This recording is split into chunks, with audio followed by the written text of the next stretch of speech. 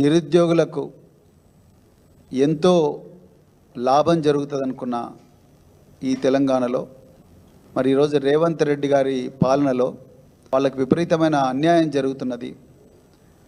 కేసీఆర్ గారు సామాజిక న్యాయం కోసం ఆనాడు 2022 సంవత్సరంలో ఎంతో ఆలోచించి జీవో 55 తీసుకొచ్చి అన్ని వర్గాలకు సముచిత న్యాయం జరగాలి, పరీక్షల్లో ఉండే అన్ని దశల్లో కూడా సముచిత న్యాయం ఉండాలని చెప్పేసి కేసీఆర్ గారు జీవో 55 తీసుకొస్తే ఏ కారణం లేకుండా రేవంత్ రెడ్డి గారు సామాజిక న్యాయానికి తూట్లు పొడుస్తూ మరి 2024లో ఫిబ్రవరి 8వ తారీఖు నాడు జీవో 29 తీసుకురావడం జరిగింది.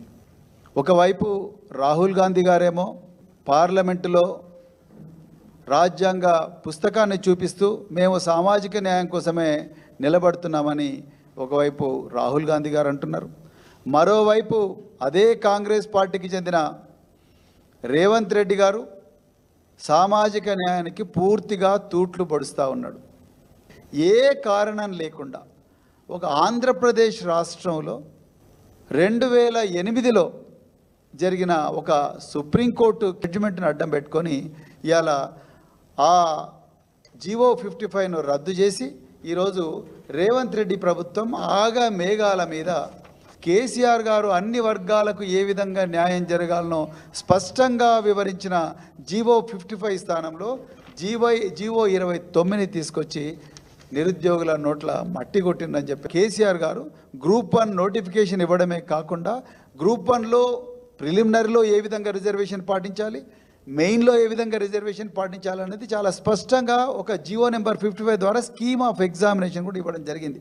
కానీ ఈరోజు రేవంత్ రెడ్డి గారి ప్రభుత్వం నిరుద్యోగులను ఆదుకుంటామని చెప్పి జాబ్ క్యాలెండర్ ఇస్తామని చెప్పి నిరుద్యోగులను మోసం చేస్తూ నిరుద్యోగుల్లో సామాజిక న్యాయం కూడా పాటించకుండా రాజ్యాంగం చెప్పిన ఇవి పాటించకుండా జీవో 29 తీసుకొచ్చి దానికి ఉదాహరణకు మీకు గ్రూప్ 1లో 563 పోస్టులు ఆనాడు కేసీఆర్ గారు 503 పోస్టులకు ఇస్తే ఈ ప్రభుత్వం 60 పోస్టులు ఎక్స్ట్రాగా కలిపి 563 పోస్టులకు జూన్ 9 నాడు కండక్ట్ చేసిండ్రు. రిజల్ట్స్ జూలై 28 నాడు రిజల్ట్స్ డిక్లేర్ చేసిండ్రు.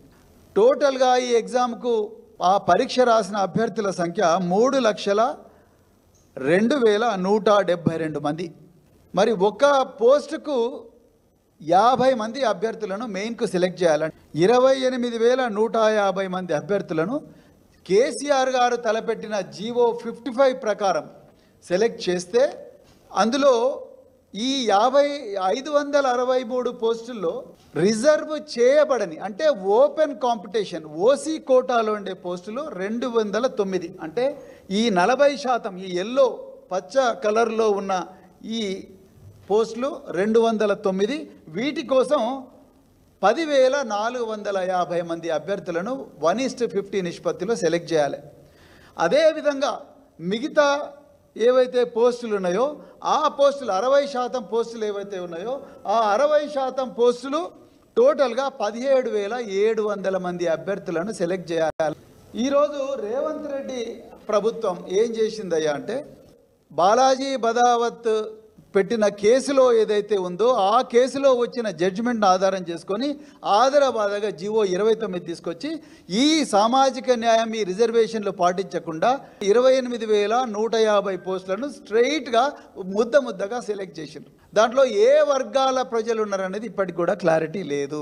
రేవంత్ రెడ్డి గారి ప్రభుత్వాన్ని ఒక 15-20 రోజుల క్రితం కూడా అడగడం జరిగింది, మీరెందుకు కట్ ఆఫ్ చెప్తలేరు.